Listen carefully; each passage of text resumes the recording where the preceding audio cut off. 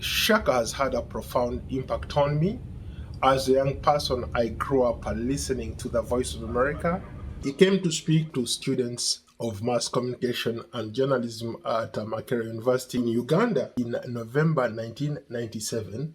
I went and attended that lecture that he was giving. He challenged us as young students. He's like, you know what, you guys don't just settle for what you learn in school here. If you want to be great, you can even be greater than me. Some of you guys can climb on my shoulders and see a little bit far. If you happen to be in Washington, D.C., call me. When he talked to us about becoming reporters, I was inspired.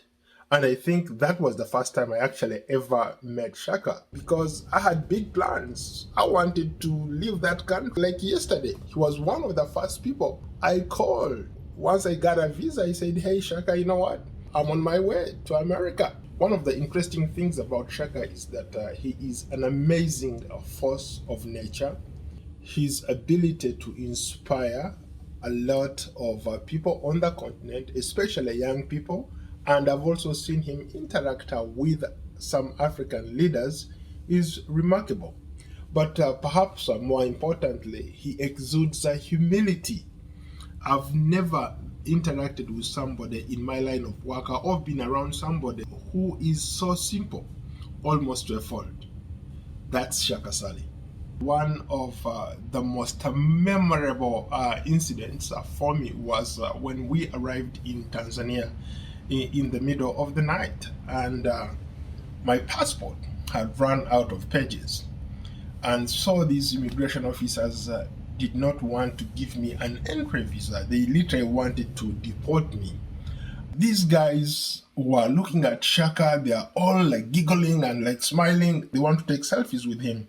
So Shaka is like, okay, hello, what seems to be the problem, gentlemen? And these immigration officers were like, your colleague here doesn't have a page where we can put a visa for him to enter Tanzania. So Shaka asked them, he's like, you guys, you want to take selfies with me, but you don't want to let my producer in. The immigration officer in charge at the time said, you know what, young man, I'll do this just because you're with Shaka.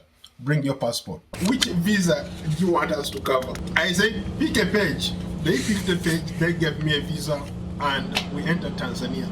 There were different occasions. I don't even know how people would figure out where we were staying.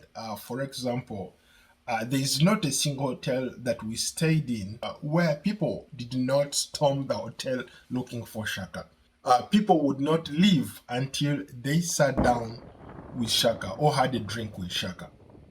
We went to Congo on assignment. It was also interesting how President Kabila and his people welcomed Shaka. President Kabila said, you know what, I know you guys are here for an interview, but what would you want to do first before we sit down for an interview? Shaka said, can we go to Inga Dam? Then President Kabila was like, of course. He made a few calls. They literally had a guard of honor, all these dignitaries waiting to greet us once we landed at Inga. And of course, the entire time that we were in Congo, we had an armored convoy. One of the most memorable moments for me was when we paid a courtesy call on the former president of Zambia, Dr. Kenneth Kabila. When we walked in, President Kabila said, hello, young man. Good to see you, Mr. Shaka Ssali.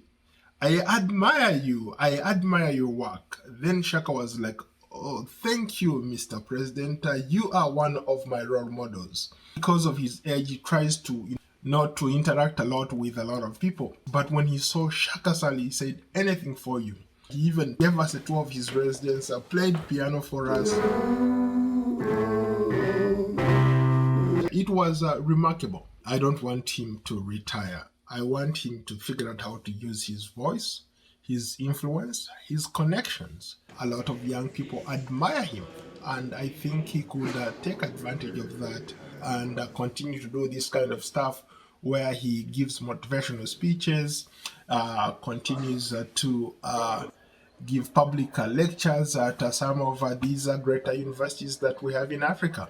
Thank you for inspiring me, and thank you for inspiring so many others who came before me.